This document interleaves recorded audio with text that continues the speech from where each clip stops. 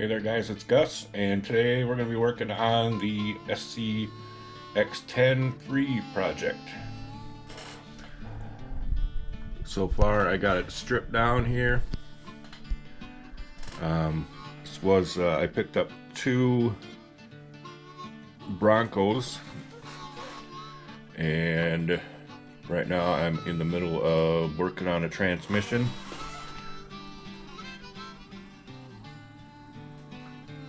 I have it all tore apart there, and I lost my video where I was showing this here. And this is a shaft I made.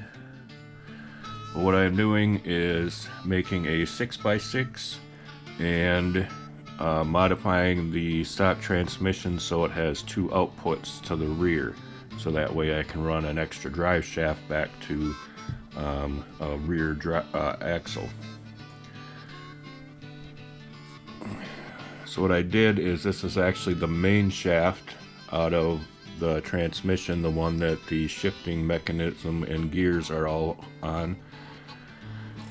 I used a redneck lathe, which is just a drill and Dremel. I turned this down, the shiny part here, because it was all square all the way up. I had to drill a hole on this end for the drive shaft to hook on. This side I trimmed off just a little bit and put another hole on this end for the front drive shaft. So now I'm going to get to her, take the transmission out of the other truck, because what I did is I just picked up two of them and I'm going to use, they were on sale, so I was like, well, we'll just pick up two of those, and that way I have all the parts I need and the spare parts, etc., for later on or other projects. So let's get to her, and I'm gonna tear that tranny out and start putting this thing together so we're ready to start working on the chassis. Alright, we got the trans out of the other one. I have to pull this apart. I am going to enable the second gear. It doesn't help a lot, but for trails, etc., it is kind of nice. Now this shaft, what this is for, is it will replace the shaft that goes to the front drive shaft. And I have it set up so it is going to stick out a little bit, and that's so when the drive shaft hooks up,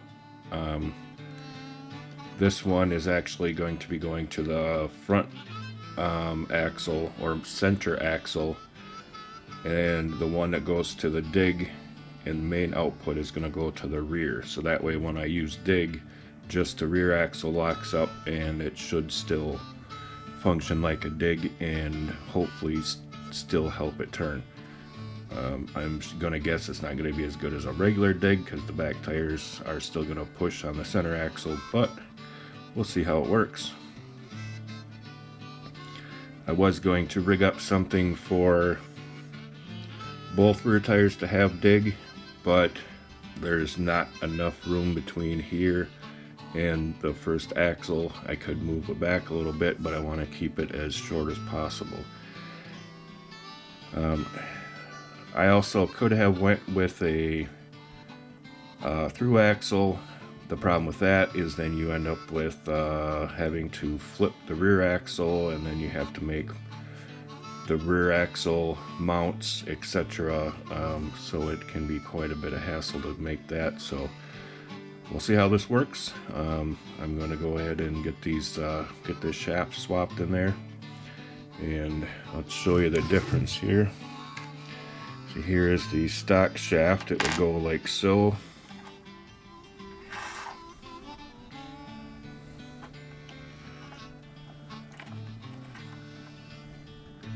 Only outputs on the one side, and now it's gonna come out here. And I already did make the cover for it, like normally on this one here. This is of course closed. I drilled this out Used a drill the same size as the bearing. Drilled it out, took the bearing out, and then went up. I have a machinist tool set, so I can go up by 2/1000 each drill bit, and I think I went up 4/1000 just enough so you can see the bearing races, just to make sure we don't have any binding or anything like that. So I'm going to go ahead and tear this thing apart, get the second gear activated because there's a spacer in there, and get the shaft put in, and we'll get the transmission into the truck. Alright, there we go. We got our shaft put in there. Now we got 2 outputs in the back and 1 in the front. So now I'm going to get the trans mounted up in there and see if I got to do any clearancing. It looks like the one link mount here I might have to, but we'll see what we have to do to get that figured out. Okay, lost a little bit of footage here, but if you can tell, I have the rear drive shaft put in for the rear axle. Got it tore apart, working on setting up everything for the chassis, but that's going to be in the next video. For this one, we're going to call her here. So what I did was, you can see here I have essentially like a carrier bearing or whatever you want in there, and that is part of a axial bomber transfer case. I just cut the end off. It had some nice mounts. You can see here I put some screws in there so it would screw right onto that cross member, and then we have a nice carrier bearing in there. So I have that all rigged up now. I was hoping to use the dig off of the back axle, but because of how it fit in with the link mount, I was not able to do that. So I'm going to run the dig off the center axle. We'll see how that works. If it doesn't work well, I just won't use it. It's not a big deal. I don't use dig very often anyway, but we'll see how it works. I'm going to guess it's still going to steer better with that than with no dig at all. So I'm not sure what body I'm going to run on here yet. Haven't quite decided. You guys have any ideas? Put a comment down below and I'll think about it. But as of right now, I'm still undecided. I do know what I'm going to do for the motor speed control. I am going to take this out. I don't want to run the brush. I want to put a brushless in. I'm going to run the new Spectrum 2-in-1 2300 in there. That way there's more room for activities under here. So that's my plan with that. I may also, I don't think I'm going to run a winch, and if I don't, I'm going to set it up so my battery actually mounts. I just run small batteries, so my battery I may mount right up in here. I may not.